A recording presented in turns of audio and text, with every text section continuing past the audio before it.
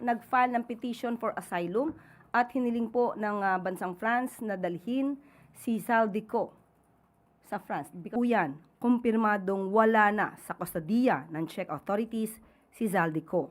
Na wala na nga si Zaldico sa Czech Republic. Ano po ang susunod na yung nahakbang bukod po sa binanggit ng gobyerno bukod sa binanggit niyo? Of course, patuloy pa rin po ang gagawin ng gobyerno para po mapabalik at mapauwi si Zaldico dito sa ating bansa at para maharap niya ang kasong naisampa sa kanya. At bukas po ay magkakaroon ng pagpupulong. Pinatawag po ng ating Pangulo, ang ambassador ng France at pati ang ambassador ng Czech Republic or charge d'affaires. At para mapag-usapan kung anong pagkukulang, kung anong dapat na ginawa at ano yung dapat na maaari pang gawin para maibalik si Zaldico dito sa ating bansa. Ma'am, and last question po. There are calls na ilabas ng palasyo ang total costing ng pagpunta ng Prague ng government team sa Prague. Is the palace inclined to do this? Para lang kasi ang sinasabi is wala naman daw nangyari at dahil hindi naman naiuwi si Zaldico. Hindi naman po nagpunta doon ang ating mga opisyal para magbakasyon. Pinunta po nila doon ay trabaho para po sa kondisyon at kalagayan ni Zaldico. Kung ano man po ang nagastos dito, ito po ay trabaho ng gobyerno, maaari po itong makita sa COA. Sunod na tanong mula kay Tristan Nadalo, Newswatch Plus. Ayusek, good afternoon. Follow-up lang po sa statement na sinabi nyo regarding Zaldico seeking political asylum sa France. How big of a challenge will this be now in bringing him home? Lalo na po, di ba, once nag-apply ka ng asylum, but once nag-start yung process na yon, medyo mahirap, complicated na po yung magiging status. Dapat din po natin igalang kung ano ba ang batas at polisiya ng ibang bansa kung saan siya nag-file ng petition for asylum. At maaari, isa to sa maaari mapag-usapan ng ating Pangulo sa ambassador ng France. Following the announcement of the Justice Department po kagabi rin na wala na nga po si Zaldico sa Czech Republic, ilang mambabatas po ang nagbigay ng kanilang komento on what happened. You have Akbayan Representative Chel Jokno saying isang malaking kapalpakan, the government must explain what happened and they must also assure the Filipino people that they are doing everything possible to find Zaldico. Si Senator Ping Lacson naman said, our government has nobody to blame except itself. Comment lang po, ma'am. Unang-una po, hindi po isinawalang bahala ng pamahalaan. Lumalaman natin, na malaman ng Pangulo at ng gobyerno na nasa kustodiya ng Czech authorities si Zaldico, agad pong pinaalam ito sa inyo.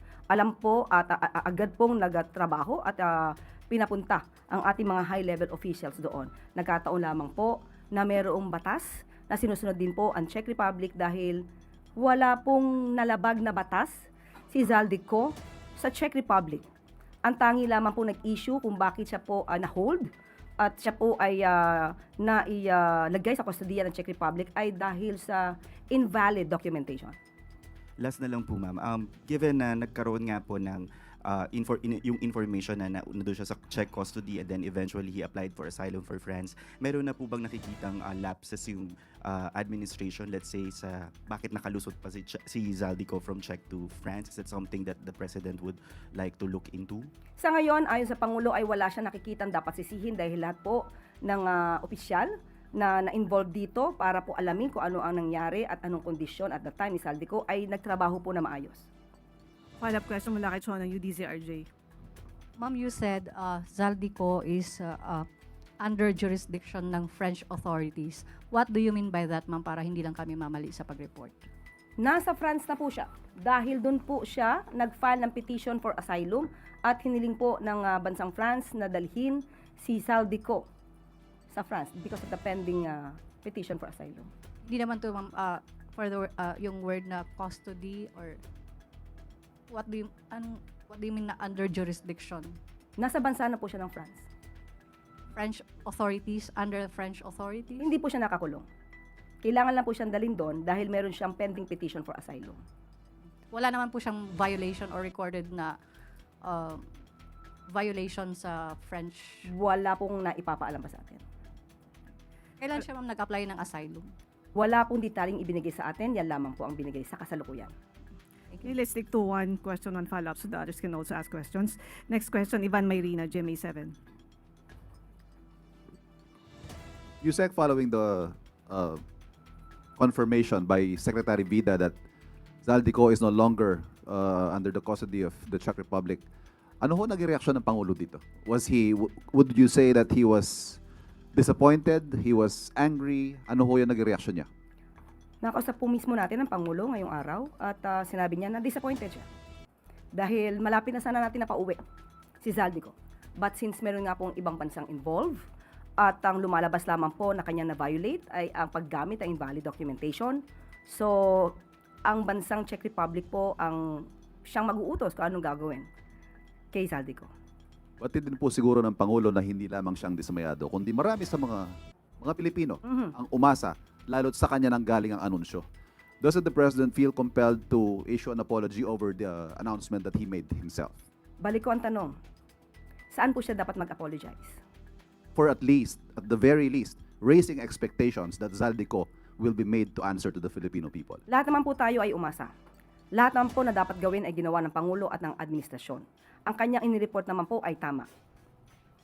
So, wala po tayo nakikita na maaaring sabihing pagkakamali ng Pangulo dahil hindi po ito tinulugan ng Pangulo. Pero since ipinatatawag po niya ang ambassador ng Czech Republic at ng France para malaman kaninyo kung ano ang mga pwedeng nagawa sana, is that an admission that something went wrong somewhere? Yan po ang pag-uusapan. Kung meron nga ba tayong pagkukulang o meron bang hindi nagawa para po mas maliwanagan tayo, ano pa ang dapat gawin at ano pa ang dapat maitulong ng ibang bansa, lalong-lalo naman po na tayo naman po ay meron tinatawag na United Nations Convention Against Corruption. So, ang kaso po na kinakaharap ni Zaldico ay patungkol sa malversation. So, aalamin lamang po ng Pangulo, ano ba ang dapat pang nagawa? Dahil sa atin sa pagkakaalam ng Pangulo, lahat po ng dapat gawin ay ginawa na. Thank you. So, tanong mula kay Alvin Baltasar, Radio Pilipinas. Yusek, good afternoon. Yusek, alam namin na all efforts will be done by the President para lang mapauwi si Zaldico. Is there a possibility na tawagan din ni Pangulo ang presidente ng France since nagkausap na rin sila way back, if I'm not mistaken, September 27, 2023, para lang mapauwi talaga si Zaldico? Pwede ba dumating doon sa point na yun? Sa ngayon po ay hindi po ako makakapagsabi kung ano po ang balak ng Pangulo. Pero sa ngayon, ipinaalam po sa atin na inimbitahan niya na po ang ambassador ng France, ambassador ng Czech Republic, at ang charge d'affaires.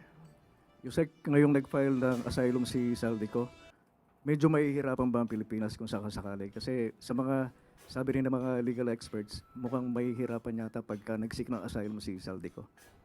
Yan po ang dapat na masinsinang pag-aralan pa dahil hindi lamang bansang Pilipinas ang involved dito, may ibang bansa na.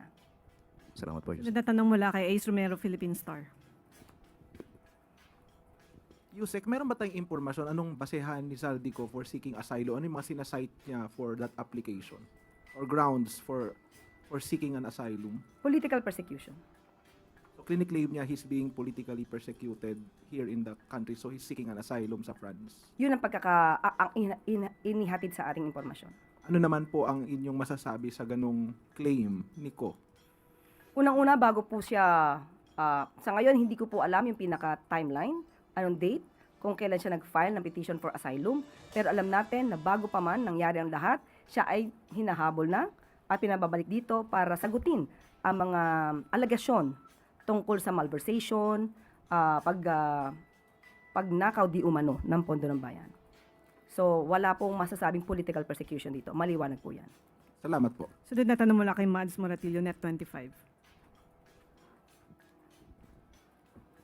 Hi, ma'am. Ma'am, baka lang po alam niyo po, yung timeline, gaano katagal na na-hold sa Prague or anywhere sa Czech Republic si Zaldico? Inabot ba ito, ma'am, ng ilang araw or oras? Batay na rin po sa report ni Secretary Vida. And from Czech, ay pumunta po siya diretso ng France. Ganun po ba?